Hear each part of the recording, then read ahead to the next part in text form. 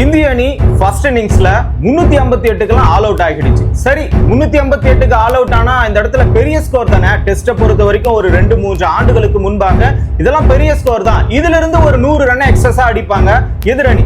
ஆனா இந்த இடத்துல இங்கிலாந்து அணி பேஸ்பாலை ஃபாலோ பண்ணி முதல் இன்னிங்ஸ்லயே 669 ரன்களுக்கு ஆல் அவுட் ஆகி இருக்கிறது. இதன் மூலமாக 311 ரன்கள் முன்னிலையில் இருக்கிறது. 358 தான் அடிச்சாங்க ஃபர்ஸ்ட்ல விளையாடின அணி.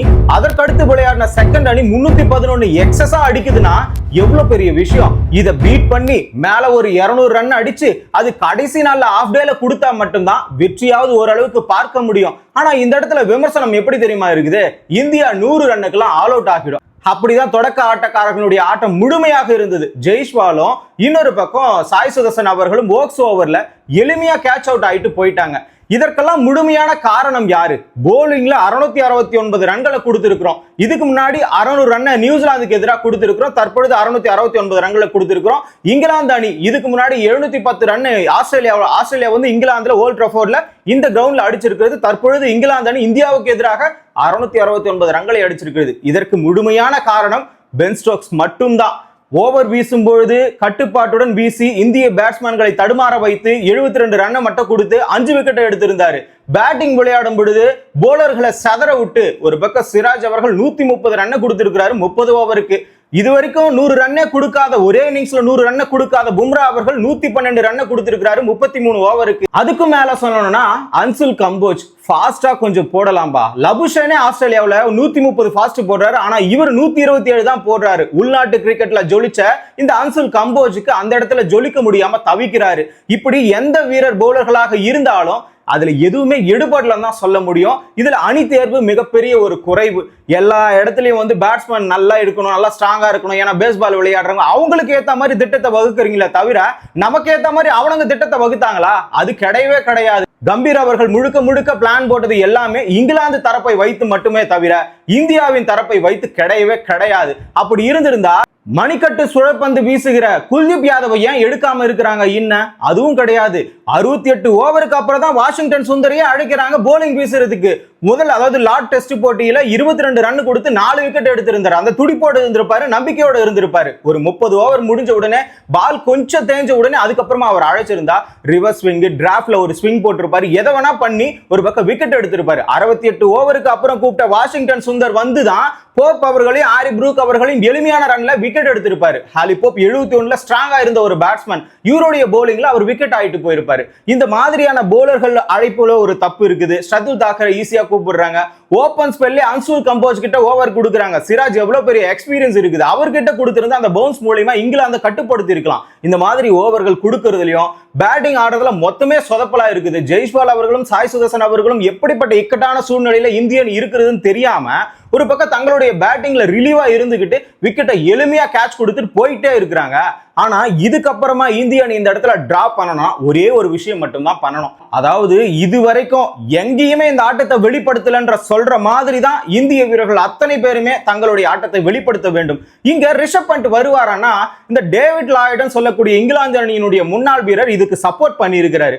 ஒருத்தனுக்கு அடிபட்டு இருக்கு, ரன் ஓட முடியலன்னா ரன் ஓடுறதுக்கான மாற்று வீரரை அவங்க பைஸ் வச்சுக்கலாம். அதே மாதிரி வெளிப்படையா அடிபட்டு காயம் தெரியுது, அவனுக்கு ஏன் மாற்று வீரரை இறக்க கூடாது? இது என்ன ஒரு முட்டாள்தனமா இருக்குதுன்னு சொல்லிட்டு இங்க அந்த ஐசிசியை சாடி இருக்கிறாரு. அது உண்மைதான். ரிஷப் பண்ட்டுக்கு அடிபட்டு இருக்கிறது வெளிப்படையாவே தெரியுது.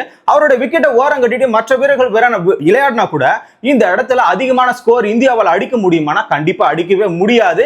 இந்த இடத்துல ரிஷப் பண்ட் இறங்கியே தீர்வாருன்னு சொல்லிட்டு பேட்டிங் பயிற்சியாளர், அதாவது இந்தியாவின் பேட்டிங் பயிற்சியாளர் கோடாக் அவர்கள் தெளிவா சொல்லி இருக்கிறார். ஏன்னா இங்க வந்து பாத்தீங்கன்னா 2 விக்கெட் ஆல்ரெடி விழுந்தாச்சு. இதுக்கப்புறம் நம்பிக்கையை யார் மேல வைக்க முடியும்? முழுக்க முழுக்க ரிஷப் பண்ட் மேலதான் வைக்க முடியும். இவருடைய திருப்பு முனையான ஒரு ஆட்டத்தின் மூலமாக தான் இந்த இடத்துல இந்திய அணி 132 ரன்கள் மட்டும் தான் பின்னிலையில் இருக்கிறது. இந்த ரன்னையும் அடிச்சுட்டு மேல ஒரு 150-200 ரன்னை தேநீர் இடைவெளிக்கு முன்பாக அடித்தால் மட்டும்தான் நாம டிராவும் பண்ண முடியும். அப்படி இல்லையா 10 விக்கெட் எடுக்கிற அளவுக்கு திறமை நம்ம கிட்ட கிடையாது. பும்ரா கிட்ட கூட ஃபாஸ்ட் குறைஞ்சு போச்சு. மொத ஆடின டெஸ்ட்ல 140 ஸ்பீட் வந்து 38% போட்டாரு. ரெண்டாவது டெஸ்ட்ல 26% பால் போட்டாரு. இப்போ மூணாவது டெஸ்ட்ல 173 பால்ல ஒரே ஒரு பால் மட்டும் தான் ஃபாஸ்டாவே போட்டிருக்காரு. அதாவது 140 ஸ்பீட்ல போட்டிருக்காரு. இதுக்கு தான் கைஃப் அவர்கள் என்ன சொல்லியிருப்பாருன்னா, கூடிய சீக்கிரம் பும்ரா அவர்கள் ஓய்வு பெறுவார் டெஸ்டில் இருந்துன்னு சொல்லிட்டு அவர் மேல விமர்சனம் எழுப்பியிருக்கிறார். ஒரு பவுலர் என்னதான் முழு நேரமா அப்படியே செயல்பட முடியும், அவரே அந்த இடத்துல விட்டு கொடுக்க கூடாது. ஆனா கைஃப் அவர்கள் என்ன சொல்றாருன்னா, ஒரு திறமையான பவுலர், நம்ம இந்தியா தான் ஜெயிக்கணும்னு நினைக்கக்கூடிய பவுலர், அவருடைய உடல் நலம் அவருக்கு சப்போர்ட் பண்ணணும்னு தெரிஞ்சுக்கிட்டு அவரா ஓய்வை கொடுக்கணும், கொடுத்துட்டு வெளியே போனாதான் இன்னொரு வீரரை கண்டுபிடிக்க முடியும்னு சொல்லிட்டு இந்த இடத்துல விமர்சனத்தை எழுப்பி இருக்கிறாரு. ஆனா கம்பீர் அவர்களுக்கு ஒரு கொஸ்டின் என்னன்னா, இந்தியாவுல எவ்வளவு பவுலர்ஸ் இருக்கிறாங்க, ஏன் அங்கேயே குல்தீப் யாதவ் வச்சிருக்கீங்க, அவரை கூட இறக்கி இருக்கலாம். 8 பேட்ஸ்மேன் எதுக்கு உங்களுக்கு? இதுல இங்கிலாந்து தாக்கணும்ன்ற ஒரே இலக்குக்காக 8 பேட்ஸ்மேன், அதாவது ஆல்ரவுண்டரே ஒரு 4-5 பேர் வச்சிருக்கீங்க. முழு நேர பந்து வீச்சாளர், ஒரு மணிக்கட்டு சுழற்பந்து வீச்சாளரை வச்சுக்கிட்டு இருந்தா இந்த பிரச்சனையே இருந்திருக்காது. இங்கிலாந்துக்கு அது ரொம்ப ரொம்ப ஷாக்கான விஷயம் தான். அந்த பால் ஆடவே முடியாது. இத்தனைக்கும் அந்த பக்கம் ஸ்டோக்ஸ் அவர்கள் 141 ரன் தனிப்பட்ட முறையில் அடிச்சிருப்பாரு. நீங்களே நல்லா யோசிச்சு பாருங்க. 3வது நாள் ஆட்ட நேர முடிவுல 544க்கு 7 விக்கெட் இருந்தது. ஸ்டோக்ஸ் மட்டும்தான் அதிரடி பேட்ஸ்மேன். மிச்சம் இருக்கக்கூடிய பேட்ஸ்மேன்கள்லாம் பாருங்களேன், டாசனு, கார்ஸ், ஹோக்ஸ், ஆர்ச்சர், இந்த 4 விக்கெட்டுக்கு 544 இருந்து 669 கொடுத்திருக்கீங்க. அப்போ இங்க எந்த அளவுக்கு இந்திய பவுலர்கள் தரமாக பந்து வீசினார்கள் என்பது கணிக்கப்படுகிறது. இதனாலதான் முன்னாள் இந்திய வீரர்கள் எல்லாருமே விமர்சனத்தை எழுப்பி கொண்டே இருக்கிறாங்க. இவங்களை கூட சமாளிக்க முடியலனா இந்த பவுலர்கள்லாம் எதுக்குன்னு தான். ஏன்னா கார்ஸ் மட்டுமே 47 ரன் அடிச்சிருக்கிறாரு. இதுல ஹோக்ஸ், டாசன் கூட பரவாயில்ல, 23 ரன், 4 ரன். இன்னொரு பக்கம் ஆர்ச்சரும் சொற்ப ரன்கள்ல வெளியேறி இருக்கிறாரு. ஸ்டோக்ஸ் அவர்கள் 77 ரன்கள் இருந்து கிட்டத்தட்ட 141 ரன் அடிச்சிருக்காரு. இதெல்லாம் ரெக்கார்டுங்க. ஒரு பக்கம் ஒரு மனுஷன் 5 விக்கெட் எடுத்து 72 ரன்னை விட்டு கொடுத்து, இன்னொரு பக்கம் பாத்தீங்கன்னா ஒரு சதமா அடிச்சிருக்காரு ஒரே இன்னிங்ஸ்ல. இது எந்த விதத்துல சாத்தியம்னே தெரியல. அதுவும் பென் ஸ்டோக்ஸால மட்டும்தான் இது சாத்தியப்படும். இன்னொரு பக்கம் சிராஜால பந்து தாக்கப்பட்டு ரிட்டையர்ட் ஆகி மீண்டும் திரும்ப வந்து இந்திய அணியில, அதாவது இங்கிலாந்து அணிக்காக விளையாடி ஒரு பக்கம் ரன்னையும் ஏற்றி விட்டு அந்த நாள் முடிவில் அவரால் பால கூட போட முடியல.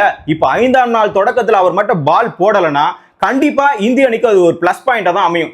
போட்டுட்டாரு, விக்கெட் எடுக்கிறதுக்கு மும்முரமா செயல்படுவாரு.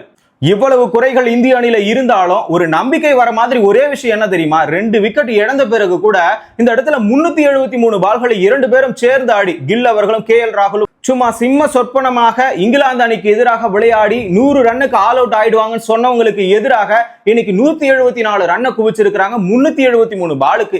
இனி இருக்கக்கூடிய ஒரு நாள்ல தேநீர் இடைவெளி வரைக்கும் இவங்க விக்கெட் ஆகாம இருந்து ரன் அதிகமா குவிக்க வேண்டிய ஒரு நேரம் வந்து விட்டது. இந்த நேரத்துல 150, 200 எக்ஸஸா குவிச்சா போதும், இந்திய அணி இதுல டிரா பண்ணக்கூடிய 99% நமக்கு கிடைச்சிடும். அப்படி இல்லையா இன்னிங்ஸ் தோல்வி அடையணும்னா 132க்குலாம் நம்ம ஆல் அவுட் ஆகணும். ஏன்னா இன்னும் 132 மட்டும் தான் அடிக்கணும் இந்திய அணி. இதை அடிச்சுட்டு ஒரு 100 ரன் 150 ரன் அடிச்சுட்டு உடனே பேட்டிங் கொடுத்து நாம 10 விக்கெட் எடுக்கக்கூடிய திறமை இருந்தா கொடுக்கணும், இல்லனா கொடுக்க கூடாது. இப்படி இருந்து இந்திய அணி இந்த போட்டியில டிரா பண்ணுமா இல்ல இன்னிங்ஸ் தோல்வி அடையுமான்னு சொல்லிட்டு நீங்க கமெண்ட்ல சொல்லுங்க. தொடர்ந்து கிரிக்கெட் நிகழ்வுகளை தெரிஞ்சுக்கணுமா தமிழரசன் பார்வையாளர் சேனலை சப்ஸ்கிரைப் பண்ணிக்கோங்க.